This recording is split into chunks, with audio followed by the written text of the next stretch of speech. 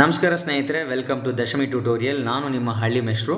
ಇವತ್ತು ಅಕೌಂಟಿಂಗ್ ಹಿಸ್ಟ್ರಿಯನ್ನು ತಿಳ್ಕೊಳ್ಳೋಣ, ಅಂದರೆ ಅಕೌಂಟಿಂಗ್ನ ಇತಿಹಾಸವನ್ನು ತಿಳ್ಕೊಳ್ಳೋಣ. ಅಕೌಂಟಿಂಗು ತುಂಬ ಪುರಾತನ ಕಾಲದಿಂದನೂ ಇದೆ ಅಂತ ಹೇಳ್ತಾರೆ. ಅಂದರೆ ಹೇಗೆ ನಮ್ಮ ನಾಗರಿಕತೆ ಹಳೆಯೋ ಅದೇ ಥರ ಅಕೌಂಟಿಂಗ್ ಕೂಡ ತುಂಬ ಹಳೆಯ ಕಾನ್ಸೆಪ್ಟ್ ಅಂತ ಹೇಳ್ತಾರೆ. ಅಂದರೆ ಮೊದಲಿಗೆ ಈ ಬ್ಯಾಬಿಲೋನಿಯಾ ಮತ್ತು ಈಜಿಪ್ಟ್ ಪ್ರದೇಶದಲ್ಲಿ ಸುಮಾರು 4000 ಬಿಫೋರ್ ಕ್ರೈಸ್ಟ್ ಆ ಒಂದು ಸಂದರ್ಭದಲ್ಲಿ ಅವರು ಈ ಅಕೌಂಟಿಂಗ್ ಟ್ರಾನ್ಸಾಕ್ಷನ್ಸ್ಗಳನ್ನು ರೆಕಾರ್ಡ್ ಮಾಡ್ತಾ ಇದ್ರಂತೆ. ಅಂದರೆ ಈ ಪೇಮೆಂಟ್ ಆಫ್ ವೇಜಸ್ ಮತ್ತು ಟ್ಯಾಕ್ಸ್ಗೆ ಸಂಬಂಧಪಟ್ಟಂಥ ಟ್ರಾನ್ಸಾಕ್ಷನ್ಸ್ಗಳನ್ನು ಅವ್ರು ರೆಕಾರ್ಡ್ ಮಾಡ್ತಾ ಇದ್ರು. ಸಾಮಾನ್ಯವಾಗಿ ಅವರು ಟ್ಯಾಕ್ಸ್ಗೆ ಸಂಬಂಧಪಟ್ಟಂಥ ಟ್ರಾನ್ಸಾಕ್ಷನ್ಸ್ಗಳನ್ನು ಈ ಜೇಡಿ ಮಣ್ಣಿನ ಚೌಕಟ್ಟು ಅಂತ ಏನು ಹೇಳ್ತೀವಿ, ಒಂದು ಕ್ಲೇ ಟ್ಯಾಬ್ಲೆಟ್ಸ್ ಅಂತ ಏನು ಹೇಳ್ತೀವಿ, ಆ ಕ್ಲೇ ಟ್ಯಾಬ್ಲೆಟ್ಸಲ್ಲಿ ಬರೆದು ಬಿಟ್ಟು ಅದನ್ನು ಪ್ರಿಸರ್ವ್ ಮಾಡಿ ಇಡ್ತಾ ಇದ್ರು ಅನ್ನೋದು ನಮಗೆ ತಿಳಿದು ಬರುತ್ತೆ.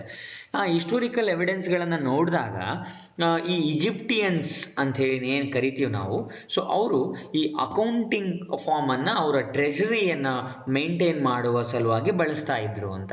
ಅವರು ಟ್ರೆಜರಿಯಲ್ಲಿ ಏನು ಮಾಡ್ತಾ ಇದ್ರು ಅಂದರೆ ಗೋಲ್ಡ್ ಮತ್ತು ಇನ್ನಿತರ ವ್ಯಾಲ್ಯೂಬಲ್ ಐಟಮ್ಸನ್ನು ಅವ್ರು ಇಡ್ತಾ ಇದ್ರು. ಸೊ ಆ ಒಂದು ಟ್ರೆಜರಿಗೆ ಒಬ್ಬನ ಇನ್ಚಾರ್ಜನ್ನು ನೇಮಕ ಮಾಡ್ತಿದ್ರಂತೆ. ಆ ಇನ್ಚಾರ್ಜ್ ಏನು ಮಾಡಬೇಕಾಗಿತ್ತು ಅಂತ ಹೇಳಿದರೆ, ಆ ಟ್ರೆಜರಿಗೆ ಸಂಬಂಧಪಟ್ಟ ಹಾಗೆ ಡೇ ವೈಸ್ ರಿಪೋರ್ಟನ್ನು ಅವನ ಸುಪೀರಿಯರ್ಗೆ ಕಳಿಸ್ಬೇಕಾಗಿತ್ತು. ಆ ಸುಪೀರಿಯರನ್ನು ಅವರು ವಾಜಿರ್ಸ್ ಅಂತ ಹೇಳ್ತಾ ಇದ್ರು. ವಾಜಿರ್ಸ್ ಅಂತ ಹೇಳಿದ್ರೆ ನಾವು ಪ್ರೈಮ್ ಮಿನಿಸ್ಟರ್ ಅಂತ ಹೇಳ್ತೀವಿ. ಸೊ ಆ ಪ್ರೈಮ್ ಮಿನಿಸ್ಟರ್ಗೆ ಏನು ಮಾಡಬೇಕಾಗಿತ್ತು, ಅವನು ಡೇ ವೈಸ್ ರಿಪೋರ್ಟನ್ನು ಕಳಿಸ್ಬೇಕಾಗಿತ್ತು. ಆನಂತರ ಸೊ ಅದಾದಮೇಲೆ ಅವನು ಮಂತ್ ವೈಸ್ ರಿಪೋರ್ಟನ್ನು ಅವನೇನು ಮಾಡಬೇಕಾಗಿತ್ತು, ಅವನ ರಾಜನಿಗೆ ಕಳಿಸ್ಬೇಕಾಗಿತ್ತಂತೆ. ಈ ಬ್ಯಾಬಿಲೋನಿಯಾ ಅಂತ ಏನು ಕೇಳಿದ್ವಿ, ಆ ಬ್ಯಾಬಿಲೋನಿಯಾ ಅನ್ನೋ ಪ್ರದೇಶವನ್ನು ಸಿಟಿ ಆಫ್ ಕಾಮರ್ಸ್ ಅಂತ ಹೇಳ್ತಾ ಇದ್ರಂತೆ. ಯಾಕೆ ಅಂತ ಹೇಳಿದ್ರೆ ಈ ಪ್ರದೇಶದಲ್ಲಿ ಬಿಸ್ನೆಸ್ಸನ್ನು ನಡೆಸುವಾಗ ಫ್ರಾಡ್ ಮತ್ತು ಈ ಲ್ಯಾಕ್ ಆಫ್ ಎಫಿಷಿಯನ್ಸಿಯಿಂದ ಆಗ್ತಕ್ಕಂಥ ಲಾಸ್ ಏನಿದೆ, ಆ ಲಾಸನ್ನು ಅವರು ಕವರ್ ಮಾಡೋಕ್ಕಾಗದಿದ್ದಂಥ ಸಂದರ್ಭದಲ್ಲಿ ಅವ್ರು ಏನು ಮಾಡ್ತಾ ಇದ್ರು ಅಂತ ಹೇಳಿದ್ರೆ ಈ ಅಕೌಂಟಿಂಗ್ ರೂಪದಲ್ಲಿ ರೆಕಾರ್ಡ್ ಮಾಡ್ತಾ ಇದ್ರು ಅನ್ನೋದು ನಮಗೆ ತಿಳಿದು ಬರುತ್ತೆ. ಇನ್ನು ಗ್ರೀಸ್ ಅಂತೇಳಿ ನೋಡಿದಾಗ ಅವರು ಕೂಡ ಈ ಅಕೌಂಟಿಂಗಿಗೆ ಸಂಬಂಧಪಟ್ಟಂಥ ಟ್ರಾನ್ಸಾಕ್ಷನ್ಸ್ಗಳನ್ನು ರೆಕಾರ್ಡ್ ಮಾಡ್ತಾ ಇದ್ರು. ಅಂದರೆ ಸಾಮಾನ್ಯವಾಗಿ ಇವರು ಈ ಟ್ರೆಜರಿ ಮುಖಾಂತರ ಏನು ರೆವೆನ್ಯೂವನ್ನು ಕಲೆಕ್ಟ್ ಮಾಡ್ತಾ ಇದ್ರು ಮತ್ತು ಈ ಟೋಟಲ್ ರಿಸಿಪ್ಟ್ ಅಂದರೆ ಟೋಟಲ್ ಕ್ಯಾಶ್ ಇನ್ಫ್ಲೋ ಮತ್ತು total payments, total cash outflow ಅಂತ ಏನು ಹೇಳ್ತೀವಿ, ಸೊ ಅದನ್ನು ಕೂಡ ಇವರು ರೆಕಾರ್ಡ್ ಮಾಡ್ತಾ ಇದ್ರು. ಜೊತೆಗೆ ಗೌರ್ಮೆಂಟಿಗೆ ಸಂಬಂಧಪಟ್ಟಂಥ ಕೆಲವೊಂದು ಫೈನಾನ್ಷಿಯಲ್ ಟ್ರಾನ್ಸಾಕ್ಷನ್ಸ್ಗಳನ್ನು ಇವರು ರೆಕಾರ್ಡ್ ಮಾಡ್ತಾ ಇದ್ರು ಅನ್ನೋದು ನಮ್ಗೆ ತಿಳಿದು ಬರುತ್ತೆ. ಇನ್ನು ರೋಮನ್ಸ್ ಅಂತೇಳಿ ತಗೊಂಡ್ರೆ ಅವರು ಕೂಡ ಈ ಮೆಮೊರಾಂಡಮ್ ಅಂತ ಹೇಳಿದ್ರೆ ಡೇ ಬುಕ್ ಅಂತ ಏನು ಕರಿತೀವಿ, ಆ ಡೇ ಬುಕ್ಕನ್ನು ಅವರು ಮೇಂಟೈನ್ ಮಾಡ್ತಾ ಇದ್ರು. ಈ ಡೇ ಬುಕ್ಕಿನಲ್ಲಿ ಅವರು ಈ ರಿಸಿಪ್ಟ್ ಮತ್ತು ಪೇಮೆಂಟಿಗೆ ಸಂಬಂಧಪಟ್ಟಂಥ ಟ್ರಾನ್ಸಾಕ್ಷನ್ಸ್ಗಳನ್ನು ಅವರು ರೆಕಾರ್ಡ್ ಮಾಡ್ತಾ ಇದ್ರು. ಆ ರೆಕಾರ್ಡ್ ಮಾಡಿದ ನಂತರ ಆ ಟ್ರಾನ್ಸಾಕ್ಷನ್ಸನ್ನು ಅವರು ಲೆಡ್ಜರಿಗೆ ಟ್ರಾನ್ಸ್ಫರ್ ಮಾಡ್ತಾ ಇದ್ರಂತೆ. ಅದನ್ನು ಸಾಮಾನ್ಯವಾಗಿ ನಾವು ಪೋಸ್ಟಿಂಗ್ ಅಂತ ಕರಿತೀವಿ ನಾವು.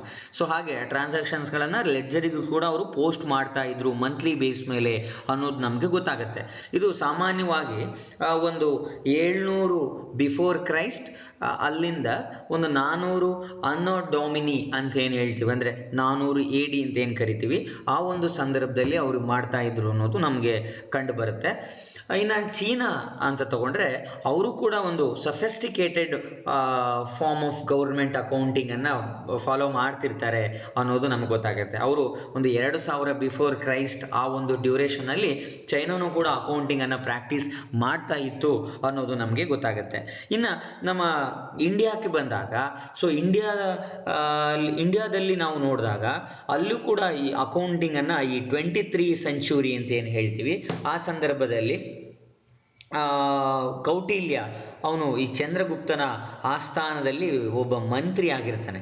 ಸೊ ಅವನು ಒಂದು ಅರ್ಥಶಾಸ್ತ್ರ ಅನ್ನೋ ಬುಕ್ಕನ್ನು ಬರೀತಾನೆ. ಆ ಅರ್ಥಶಾಸ್ತ್ರ ಬುಕ್ಕಿನಲ್ಲಿ ಅವನು ಕ್ಲಿಯರಾಗಿ ಮೆನ್ಷನ್ ಮಾಡಿರ್ತಾನೆ ಹೇಗೆ ಅಕೌಂಟಿಂಗ್ ರೆಕಾರ್ಡ್ಸನ್ನು ಮೇಂಟೈನ್ ಮಾಡಬೇಕು, ಅದನ್ನು ರೆಕಾರ್ಡ್ ಮಾಡಬೇಕು ಅನ್ನೋದು ಆ ಒಂದು ಬುಕ್ಕಿನಲ್ಲಿ ಅವನು ತಿಳಿಸಿರ್ತಾನೆ ಅಂಥೇಳಿ ನಾವು ಇಲ್ಲಿ ತಿಳ್ಕೊ ಅಂತ ಹೇಳ್ತಾ ಮುಂದಿನ ವಿಡಿಯೋದಲ್ಲಿ ಭೇಟಿಯಾಗೋಣ. ಧನ್ಯವಾದಗಳು.